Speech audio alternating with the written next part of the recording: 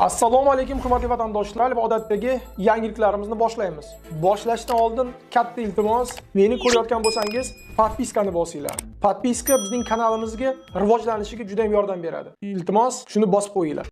Moskva hamda Moskva oblasti va Sankt-Peterburgdagi hamyurtlarimizga 10 yillik stajiga ega ishonchli dokument xizmatlarini taklif qilamiz.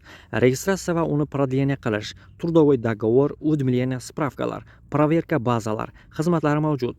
Muhim eslatma, Amina ilovasi to'liq ishlamaganligi sababli registratsiya qilmaganlar zudlik bilan ushbu xizmatdan foydalaning. Hoziroq ekrandagi raqamlarga qo'ng'iroq qiling yoki WhatsAppdan yozing. Assalomu alaykum. Hizbulloh sulhni rad etmoqda.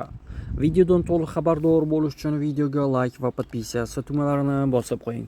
Hizbulloh joriy yilning 3-iyun kuni AQSh vositachiligida Isroil va Livan o'rtasidagi kelishilgan yangi o't otishni to'xtatish bitimini qabul qilishdan bosh tortdi. Guruh yetakchisi Naim Qosim Janubiy Livandan jangchilarni raqib tomonga yon berib olib chiqish talabi taslim bo'lish va mag'lubiyat bilan teng ekanini aytgan. U muzokaralarni bema'ni, kamsituvchi va haqoratli deb atab, Hizbulloh harbiy harakatlarni to'xtatish bo'yicha hech qanday majburiyat olmaganini ta'kidlagan. Qishloqlarimiz xavfsiz bo'lmaguncha Isroilning shimoliy ham xavfsiz bo'lmaydi, degan Qosim.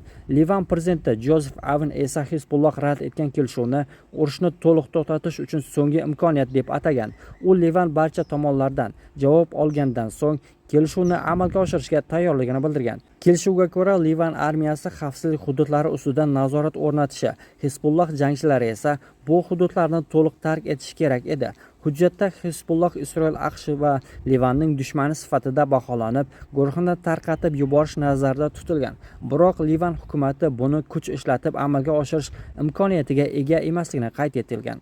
Eron ham Livandagi mojaroni hal etishni AQSh bilan bo'ladigan har qanday kengroq kelishuvning sharti sifatida ilgari surgan. Ismoil Qoniy, Eron Islom inqilobi muhofizlari korpusining Qudus kuchlari qo'mondoni, nafaqat o't otishni to'xtatish, balki Isroil qo'shinlarini urush boshlanishidan oldingi pozitsiyalarga qaytarishni ham talab qilgan. AQSh prezidenti Donald Tramp esa diplomatik muvaffaqiyatsizliklarning ahamiyatini kamaytirib, jurnalistlarga Yaqin Sharqda o't otishni to'xtatish bu shunchaki sekinroq o'q uzish ekanini aytgan. Kutilmagan xabar: Eron o'zini g'alaba qozonganligini e'lon qildi. Videodan to'liq xabardor bo'lish uchun videoga like va podpisatsiya tugmalarini bosib qo'ying. Eron oliy rahnamosi Mushtabay Xomoniy Eron va AQSh Isroil ustidan g'alaba qozonganligini ma'lum qildi. Hamda Tehronning raqiblari mamlakat ichida nizo va bo'linish urug'ini sochishga urinishda aybladi. Uning bu haqidagi murojaatini Euronews keltirdi.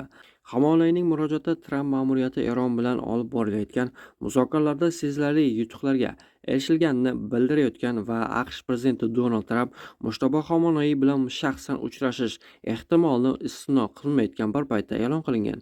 4-iyun kuni Xomoniy AQSh va Isroil bilan bo'lgan urushda Eron g'alaba qozonganligini ta'kidlab, kutilmagan bayonot bilan chiqqan. Aziz Eron xalqiga shuni aytmoqchimanki, sizlarning qurolli kuchlar safidagi jasur farzandlaringizga qarshi kurashda mag'lub bo'lgan makkor dushman bugun nafaqat jang maydonida, balki jamoatchilik oldida ham chuqur va og'ir taqdirni boshdan kechirmoqda. Shu sababli u turli hiyla nayranglarga tayinmoqda, degan oliy rahbar. Xomoniyning kutilmagan bayonoti ehtimol tinchlik kelishuviga yaqinlashayotganidan dalolat berishi mumkin. Ko'rinishidan u Eron xalqini bunga tayyorlar ekan, bir vaqtning o'zida birdamlikni saqlashga chaqirmoqda.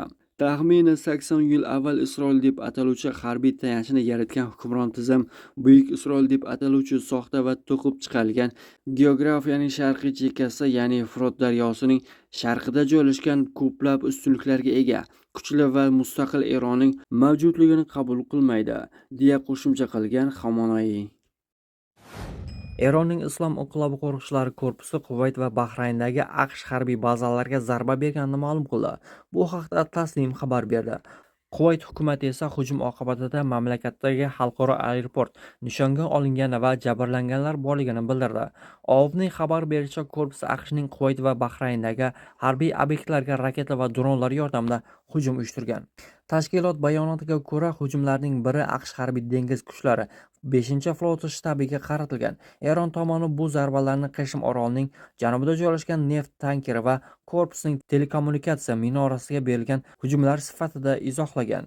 Biroq Anadolu ajansi agentligi Eron dronlar hujumi oqibatida Quvaytdagi aeroport zarar ko'rganini ma'lum qilgan. Quvayt mudofaa vazirligining vakilining so'zlariga ko'ra, terminal binosiga jiddiy zarar yetgan, shuningdek ko'plab odamlar jarohat olgan. Ta'kidlanishicha, Quvayt qurolli kuchlari vaziyat rivojini diqqat bilan kuzatmoqda hamda mamlakat xavfsizligi va barqarorligini ta'minlash uchun to'liq jangovar shay holatda turibdi.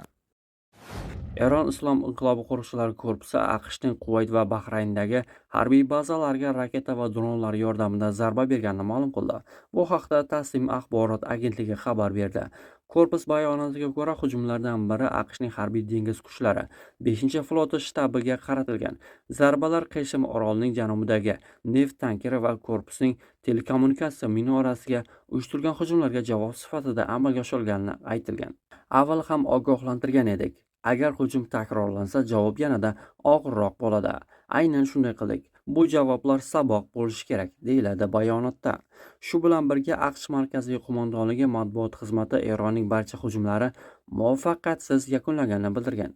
AQSh qurolli kuchlari hushyorlikni saqlab qolmoqda va Eronning asossiz tajovuzidan himoyalanishga tayyor, deyiladi AQSh bayonotida. 1-iyun kuni AQSh markaziy qo'mondonligi Eronning Go'rk hududi va Qeshim orolida joylashgan radarlar hamda dronlarni boshqarish punktlariga o'zini himoya qilish maqsadida zarba berganini ma'lum qilgan edi. Qo'mondonlikka ko'ra, AQSh qiruvchi samolyotlari mintaqaviy suvlardagi kemalarga tahdid solayotgan Eron havo mudofaa vositalari yer usti boshqaruv punkti va 2 hujumkor dronni yo'q qilgan. Qayd etish joiz, AQSh va Eron o'rtasida aprel oyi boshida e'lon qilingan sulh rejimi amalda qolmoqda. Keyinchalik AQSh prezidenti Donald Tramp uni alohida farmoyishga qadar noma'lum muddatga uzaytirgan. Biroq sulhga qaramay may oyi boshida tomonlar Hormuz bo'g'ozida o'zaro zarbalar almashgan. O'shanda AQSh Bandar Abbos porti va Qeshim orolidagi obyektlarga hujum qilgan. Eron tomoni esa ushbu zarbalarga javob qaytargan. AQSh tomoni kemalar zarar ko'rmaganini ham bildirgan.